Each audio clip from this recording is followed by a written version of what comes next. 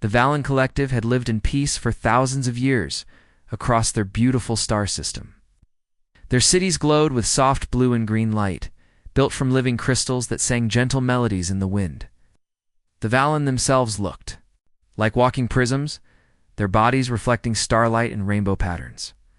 They had never known war, never built weapons, never even raised their voices in anger. But now their world was dying. The Shadow Swarm had found them 3 weeks ago. These creatures weren't like anything in the known galaxy. They looked like living darkness, shapeless blobs of pure hunger that moved through space like oil through water. Wherever they went, stars dimmed and planets froze. They didn't just destroy things, they ate energy itself, straining the very life from suns and worlds. The Valen's beautiful crystal cities were cracking and going dark one by one. Their people huddled together in the deepest underground chambers, listening to the terrible sounds above as their world was slowly consumed.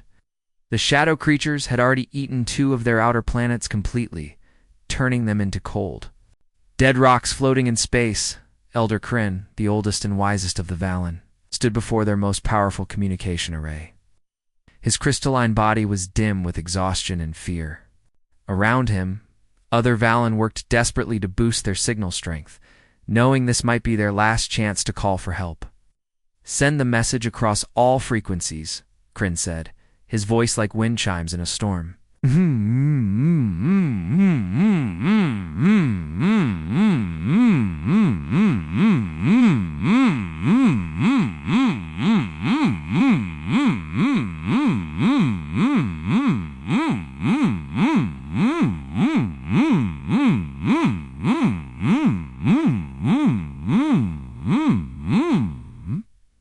"Tell anyone who can hear us, we are dying.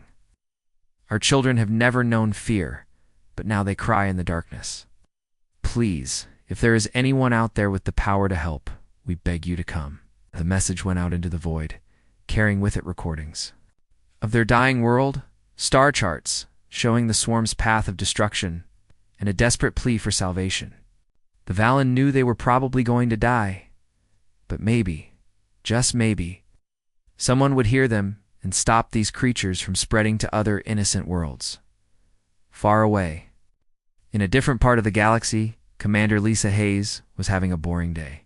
The Terran fleet had been patrolling the Outer Rim for 6 months, checking trade routes and making sure pirates weren't bothering merchant ships. It was important work, but not very exciting for someone who had grown up fighting off killer storms. On Earth's colony worlds, Lisa sat in the captain's chair of the battleship Thunder, reading reports and trying not to fall asleep. Her ship was one of 12 human vessels in the patrol group, all of them built tough and ugly like everything humans made. They weren't pretty like alien ships, but they could take a beating and keep fighting.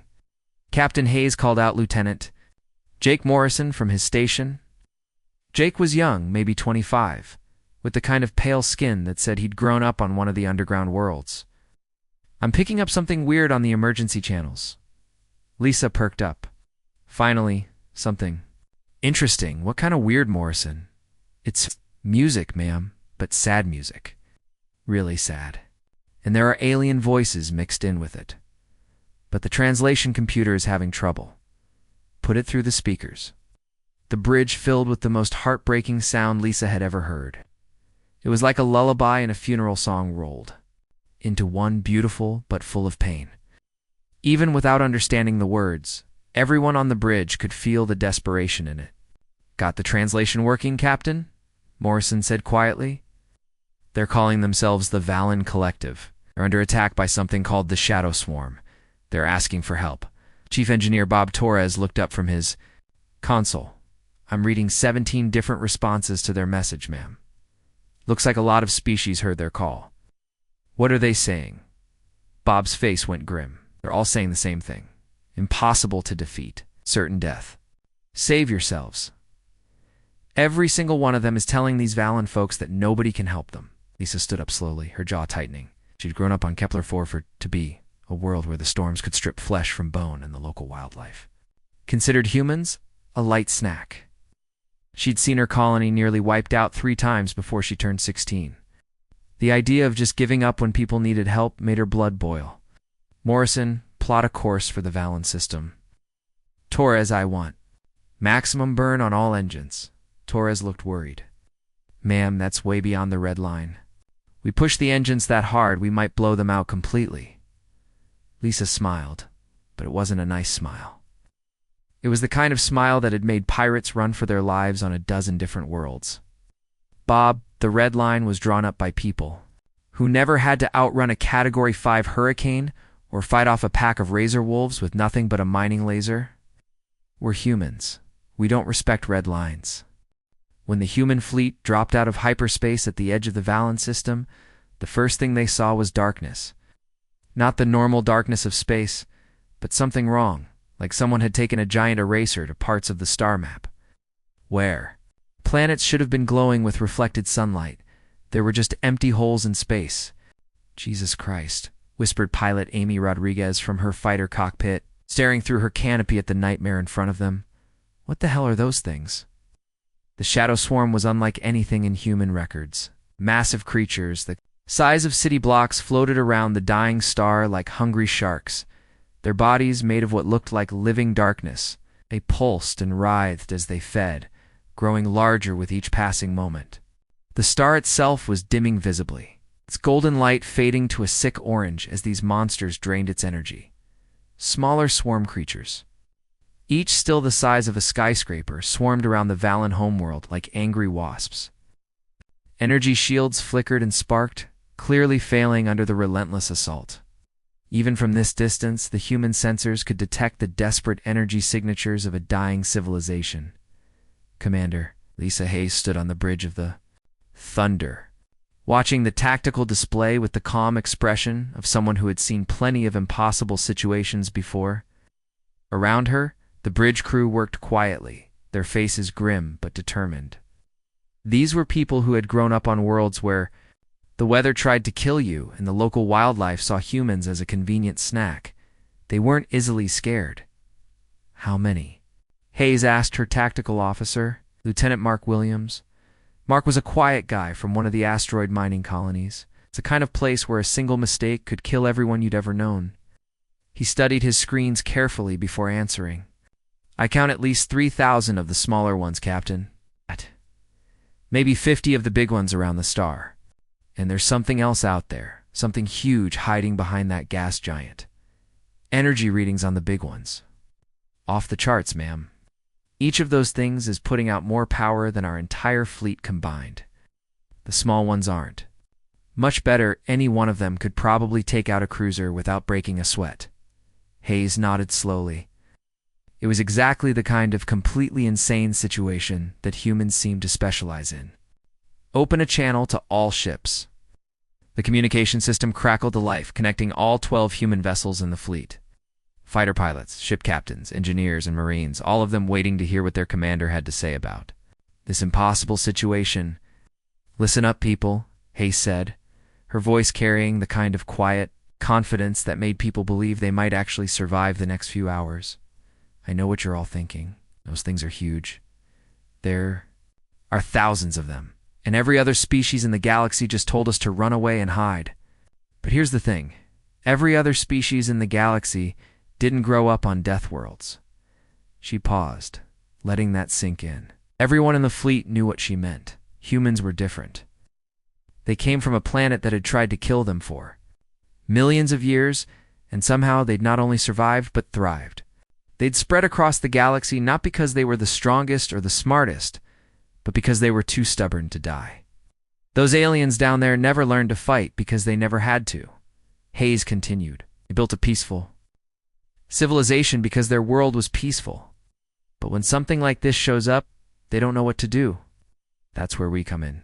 The communication channel was quiet for a moment. Then Pilot Rodriguez spoke up. Orders, Captain. Before Hayes could answer, a new voice came through the communication system. Like wind chimes made of crystal singing. In harmony. The translation computer worked for a few seconds before converting it to English. Human vessels, please. You must flee while you still can, the alien voice pleaded. We are grateful that you came when others would not. But the Shadow Swarm has never been defeated. They have consumed entire star systems. Your ships are small. And few? There is no shame in retreat when facing certain death. Hayes smiled, the same dangerous smile that had made pirates reconsider their life choices on a dozen different worlds. She opened a direct channel to the Valen homeworld. Valen friends, this is Commander Hayes of the Terran Fleet. We appreciate the warning. But here's the thing. These shadow creatures may have never been defeated before. But they've never fought humans before either. We specialize in doing things that everyone says are impossible. She switched back to the fleet channel. All ships, battle stations. Let's go introduce ourselves to these shadow things. Time to show them what happens when you threaten people. Under human protection, the 12 human ships, tiny compared to the massive shadow creatures, began moving toward the swarm with the steady determination of predators who had just spotted their prey. The first attack went exactly as badly as everyone expected. Fire all weapons, Hayes commanded, as the thunder led the charge toward the nearest group of shadow creatures. The human fleet opened up with everything they had: plasma cannons, kinetic, railguns, laser batteries, and enough firepower to crack a moon in half. The shadow creatures didn't even flinch. The laser beams hit the dark entities and simply disappeared. Like light being swallowed by a black hole. The plasma bolts lasted a fraction of a second longer before being absorbed completely. Even worse, the kinetic rounds, solid chunks of metal moving at incredible speeds, just bounced off the creatures like pebbles thrown at a tank. What the hell, muttered Lieutenant Williams, staring at his tactical display in disbelief. Direct hits on all targets. 0 damage reported. One of the smaller shadow creatures, apparently annoyed by the human's attack, turned toward the thunder. It moved like thick oil poured through space, flowing rather than flying. As it got closer, alarms started screaming throughout the ship. "Captain," shouted Torres from engineering. "That thing is draining our power. Shields down to 60% and falling fast." Hayes gritted her teeth. This was bad, really bad. But she'd been in bad situations before. Growing up on Kepler 4-4-B, she'd learned that when the normal solutions don't work, you try the crazy ones. "All ships pull back to minimum safe distance," she ordered. Then she turned to Torres. "Bob, how fast can you overload one of our reactor cores?" Torres stared at her like she'd just asked him to juggle live grenades. "Captain, if I overload a reactor core, it'll blow up the entire ship. We'd be space dust in about 3 seconds." "Not the whole core," Hayes said, her mind racing through possibilities. "Just enough to make it unstable. Create a nasty energy signature that might give these things indigestion. That's..." Torres paused, his engineering brain working through. "The problem? That's completely insane, ma'am. But it might work. Give me 20 minutes. While Torres worked his magic in engineering, the rest of the human fleet was having their own impossible situation moments. Fighter pilot Tom Rodriguez found himself face to face with a shadow creature the size of a football stadium. His weapons were useless, but he noticed something interesting as he dodged the thing's grasping tendrils. "Hey, Captain," Rodriguez called. "Over the com, these things seem to really like energy. I'm reading massive power draw whenever they get close to our engines or weapons." "What are you thinking, Rodriguez?" "Well, our sun's been throwing off solar flares all day. Catch one of those flares with my shields and redirect it?" Before Hayes could tell him that was the stupidest idea she'd ever heard, Rodriguez was already diving toward the star, his tiny fighter. Built to survive in the radiation-soaked environment around gas giant mining operations, could handle solar radiation better than most ships. He angled his deflector shields just right and caught a solar flare like a baseball player catching a fly ball. The superheated plasma, channeled through his shield generators, hit the shadow creature like a fire hose of pure starfire. For the first time since the battle started, one of the creatures actually reacted. It writhed and twisted, clearly hurt by the solar energy. "That's it," Hayes shouted. "They can absorb our artificial energy, but natural stellar radiation hurts them." All fighters follow Rodriguez's lead. Meanwhile, Torres had finished his modifications. "Captain, I've rigged 3 of our power cells to overload on command. They won't destroy the ship, but they'll put out enough unstable energy to hopefully make these things sick. Do it. The Thunder released the overcharged power cells like depth charges. Sure enough, when the shadow creatures tried to absorb the energy, they got more than they bargained for. The unstable power made them convulse and retreat like someone who'd just bitten into something rotten. Within hours, the human fleet had completely changed their tactics. Instead of trying to fight the shadow creatures with conventional weapons, they turned their ships into energy traps. They'd lure the creatures close, then hit them with overloaded power cells, solar flares, and unstable reactor emissions. The Valen watched all this happening from their dying planet, completely amazed. Their crystalline voices chimed across the communication channels, full of wonder and disbelief. "We do not understand," said Elder Kryn, the leader of the Valen collective.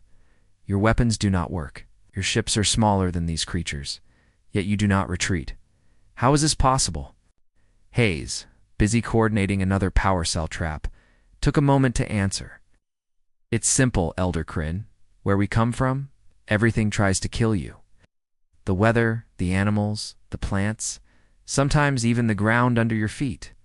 So we learned a long time ago that when something doesn't work, you try something else. And when that doesn't work, you try something even crazier. Your species fights as if the universe itself cannot stop you," Kryn observed. Hayes smiled as she watched Rodriguez successfully redirect another solar flare into a group of shadow creatures. "Close, but not quite right. We fight because the universe keeps trying to stop us, and we're too stubborn to let it win."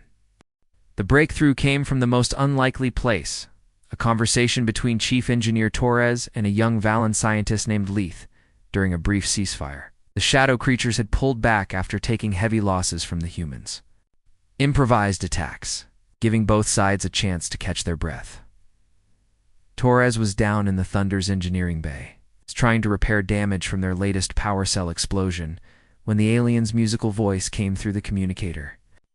The Valen had been studying the human tactics, trying to understand how these strange newcomers were actually hurting creatures that had seemed invincible. "Your energy weapons create specific frequencies when they destabilize," Leith chimed, his crystalline body flickering with excited patterns. "We have noticed that certain frequencies cause the shadow creatures more distress than others." Torres wiped grease from his hands and looked up at the communication screen. "Yeah, we've noticed that too. The more chaotic the energy signature, the more they seem to hate it. Why? Our people communicate through bioluminescent light patterns," Leith explained. "We have been experimenting, and we discovered something remarkable. When we pulse our city lights at specific frequencies, the same frequencies that cause your power cells to destabilize, the smaller shadow creatures actually fall apart." Torres nearly dropped his wrench. "Fall apart? You mean like dissolve?" "Precisely. It appears their cohesion depends on maintaining specific energy harmonics. Disrupt those harmonics, and they cannot hold their form." Within minutes, Torres was on the come to Captain Hayes. "Ma'am, I think we just found our ace in the hole." The next few hours were a blur of frantic activity. Lieutenant Kate Sullivan, the Thunder's systems specialist, worked directly with Valen engineers to create hybrid weapon systems. Kate had grown up on Europa Station, where a single system failure could mean death for thousands of people. She was used to making impossible things work under pressure. "Okay, so your city lights can be programmed to pulse at specific frequencies," Kate said, her fingers flying over both human and alien control interfaces, "and our power systems can be rigged to amplify those signals. But we need to get our equipment onto your defense platforms to make this work." That's where Sergeant Mike Davis came in. Davis was a tough guy from the Mars colonies, the kind of person who could fix anything with spare parts and determination. He led a team of human engineers down to the Valen homeworld in heavily shielded shuttles, dodging shadow creatures and dying energy fields to reach the alien defense stations. The Valen had never seen anything like human engineering, where their technology was elegant and crystalline, grown rather than built. Human tech was brutal and practical. Davis and his team basically welded human power amplifiers onto the alien light arrays, creating weapons that looked like they'd been cobbled together in someone's garage. It's not pretty, Davis reported back to the Thunder, but it works. We've got 6 defense platforms online. When we pulse these lights at the right frequency, the shadow creatures just ... melt. For the first time in weeks, the tide of battle began to turn. The hybrid human Valen weapon systems could destroy shadow creatures faster than they could regenerate. The smaller swarms that had been terrorizing the planet's surface simply dissolved. When hit with the right light frequencies, even some of the larger creatures began to retreat. But just when victory seemed possible, Lieutenant Williams looked up from his sensor station with the expression of a man who'd just seen his own death. Warrant? Captain, he said quietly, we've got a problem. A big problem. On the main screen, something emerged from behind the gas giant that made all their previous enemies look like gnats. The Swarm Queen was massive beyond comprehension, not just the size of a city or a mountain, but large enough to swallow entire moons. Her body writhed with the same dark energy as her children, but concentrated to an almost unbearable degree. How? Energy signatures completely off the charts, Williams reported, his voice cracking slightly. That thing is putting out more power than our entire star system, and it's heading straight for the Valen homeworld. The Queen's approach had an immediate effect on everything around her. The star began dimming faster, its light visibly fading as the massive creature drained its energy from across the system. The temperature on the Valen homeworld started dropping rapidly. How long do we have? Hayes asked. At current drain rates, maybe 6 hours before the planet starts freezing, Williams replied. 12 hours before it's completely uninhabitable. Looked around her bridge, taking stock of her situation. The Thunder had taken heavy damage in the fighting. With hull breaches sealed by emergency patches and half her weapon systems offline, her fleet was down to 8 ships. Every single one of them was running on emergency power and spare parts. The Swarm Queen was easily 1,000,000 times larger than any of her ships, protected by energy fields that could probably shrug off nuclear weapons. Conventional tactics were useless. Hell, even their unconventional tactics seemed pathetic against something that size.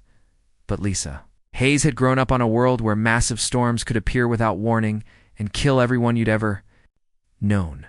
She'd learned early that sometimes, when facing impossible odds, the only way to win was to do something so crazy that even you weren't sure it would work.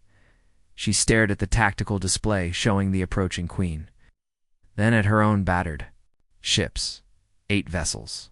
Hundreds of brave people who'd followed her into this nightmare. A civilization of peaceful aliens who'd never hurt anyone, about to be wiped out by something that fed on entire star systems. Sometimes she murmured to herself, thinking of all the impossible situations she'd survived over the years. The only way forward is through. She opened a channel to her remaining ship captains. It was time to try something that would either save everyone or get them all killed. Knowing humans, it would probably be both. The plan that Commander Hayes came up with was so insane that even her own crew thought she'd lost her mind. You want to do what? Chief Engineer Torres stared at her like she'd just suggested they all jump into the sun for fun.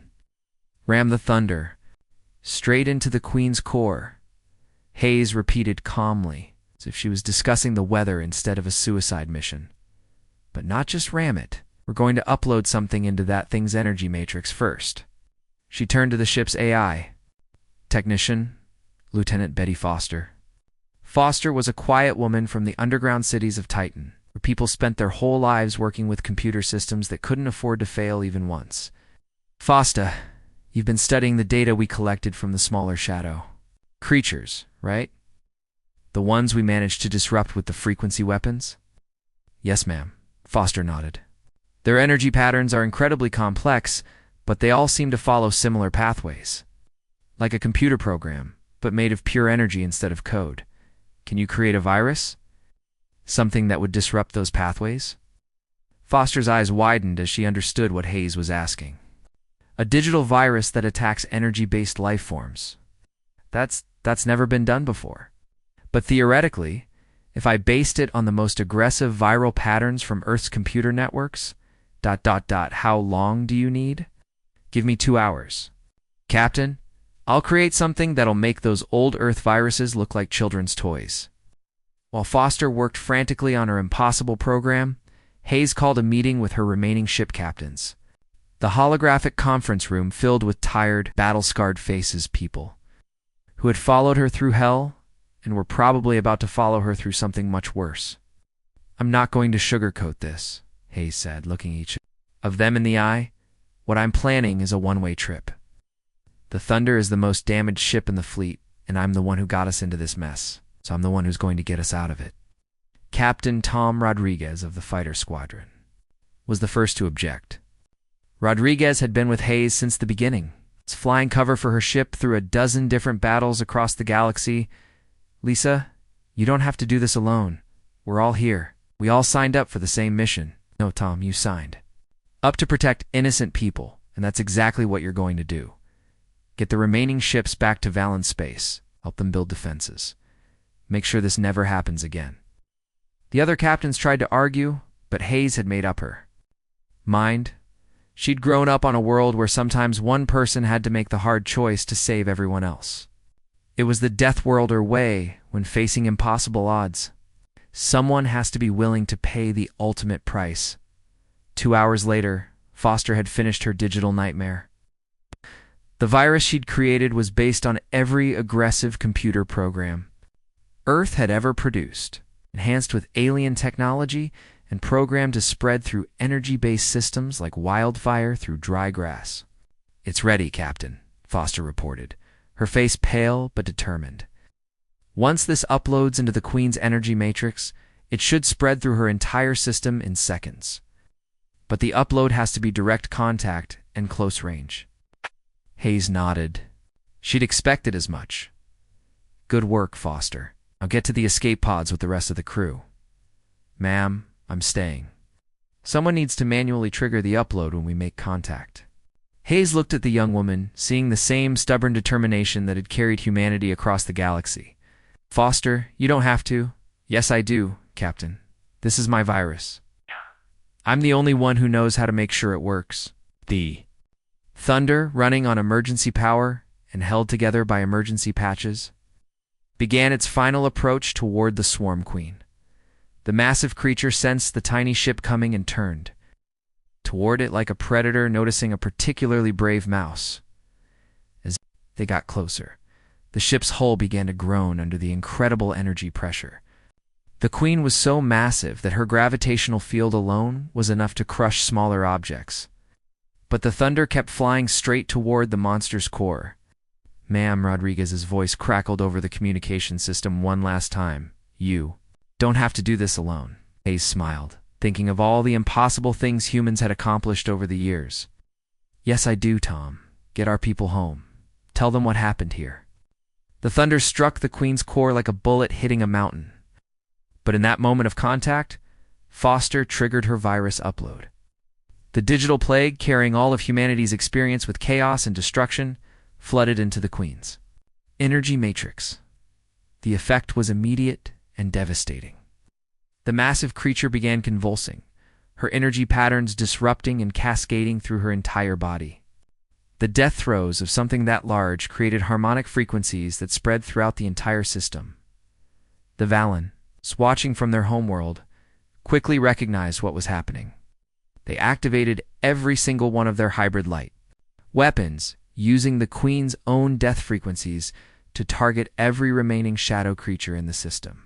One by one, the monsters simply dissolved, unable to maintain their coherence in the chaotic energy environment. When it was over, the star began to brighten again, and the Valen homeworld stopped its slide toward frozen death. 6 months later, the surviving human ships were preparing to leave the Valen system. The aliens had used human technology and their own ingenuity to build a proper defense fleet, complete with frequency weapons and early warning systems. Elder Kryn stood before the human captains one last time, his crystalline body glowing with gratitude and respect. "We will tell the galaxy what we learned here," he chimed, his voice carrying across the communication channels to every world in the sector. "We will tell them that when darkness comes, when hope seems lost, pray that the Deathworlder's here. Your call, for they do not know the meaning of impossible." Captain Rodriguez, now in command of the remaining human fleet, smiled as he looked at the stars ahead. The long-range scanners were already picking up new signals, more distress calls from other systems. Other species in trouble? Where to next, Captain? Asked Lieutenant Williams. Recently promoted after Hayes' sacrifice?